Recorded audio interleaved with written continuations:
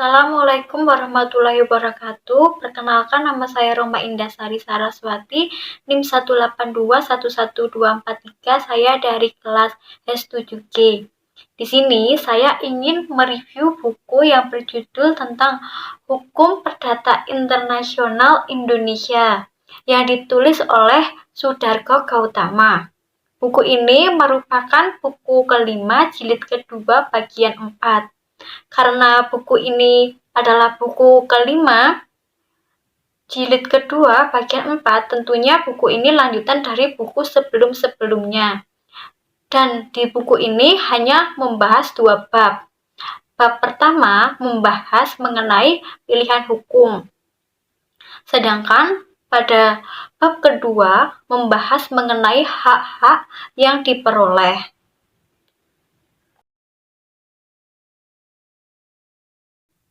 Pada topik pertama di bab 10 ini membahas mengenai pilihan hukum yang terdapat contoh-contoh yang telah disajikan atau dimasukkan untuk memberikan lukisan jelas daripada masalah pilihan hukum tersebut. Sehingga telah dipilih contoh-contoh dari praktek sehari-hari. Dengan demikian segala sesuatu akan menjadi lebih nyala atau lebih hidup. Adapun beberapa macam pilihan hukum, diantaranya yaitu ada pilihan hukum secara tegas, ada pilihan hukum secara diam-diam, ada pilihan hukum yang dianggap, dan ada pilihan hukum secara hipotetis. Dari 4 macam pilihan hukum ini telah disajikan contoh-contoh pilihan hukum secara tegas yang terdapat dalam kontrak perdagangan internasional, dan diantaranya itu ialah yang pertama ada perdagangan terigu internasional, yang kedua kontrak-kontrak perdagangan besar lainnya, yang ketiga ada kontrak-kontrak asuransi laut, yang keempat ada kontrak-kontrak pengangkutan, yang kelima ada kontrak penglebaran, yang keenam ada maskapai-maskapai internasional besar, yang ketujuh ada kontrak-kontrak dengan bank-bank, dan yang terakhir klausa untuk menyelamatkan berlakunya kontrak. Pilihan hukum secara diam-diam lebih membawa banyak persoalan dan keraguan-keraguan daripada pilihan hukum secara tegas. Tetapi yang lebih banyak membawa keraguan-keraguan adalah pilihan hukum yang dianggap, hingga pada akhirnya pilihan hukum hipotesis sesungguhnya sama sekali bukan pilihan hukum oleh hakim. Hakim justru menciptakan kehendak para pihak yang fiktif dan hipotesis. Jika ternyata para pihak tidak melakukan pilihan hukum secara tidak jelas seperti yang telah disebutkan terakhir, maka tidak dapat diterima. Topik kedua merupakan tinjauan mengenai jurisprudensi berbagai negara yang dimaksudkan untuk memberikan gambaran apakah benar pendapat bahwa pada umumnya dalam praktek hukum diterima prinsip pilihan hukum. Hal ini berlainan dari pendapat para penulis dan hasil penyelidikan yang memang membenarkan hal ini. Terbanyak negara di dunia menerima baik prinsip pilihan hukum dalam praktek hukum negara. Selanjutnya pada topik ketiga yaitu jika kita mengadakan tinjauan dalam sistem HPI berbagai negara dunia, ternyata masih banyak negara yang memiliki ketentuan-ketentuan tertulis mengenai lembaga pilihan hukum oleh para pihak. Negara-negara pihak yang mengakui prinsip pilihan hukum dalam perundang-undangan, mereka tidak mengaturnya secara sama.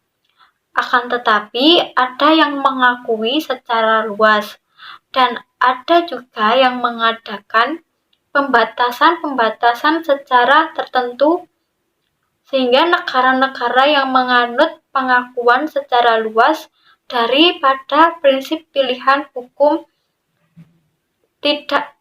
yang tidak menyertai pembatasan.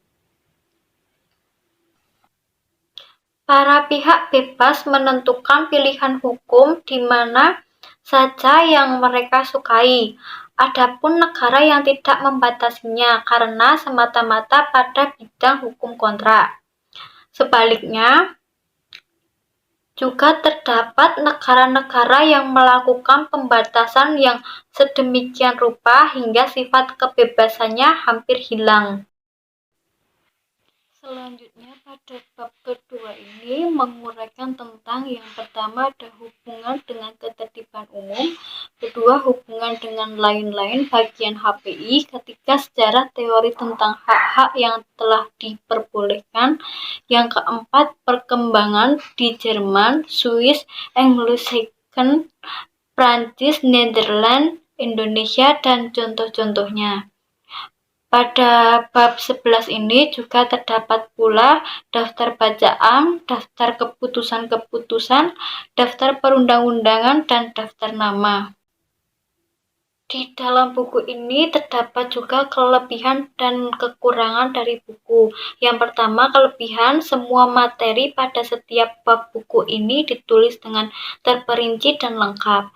Yang kedua, materi pada buku ini ditulis berdasarkan gagasan yang dapat dipercaya dari para pihak di bidang hukum perdata internasional, dan pada setiap pengutipan terdapat footnote dan diberi keterangan.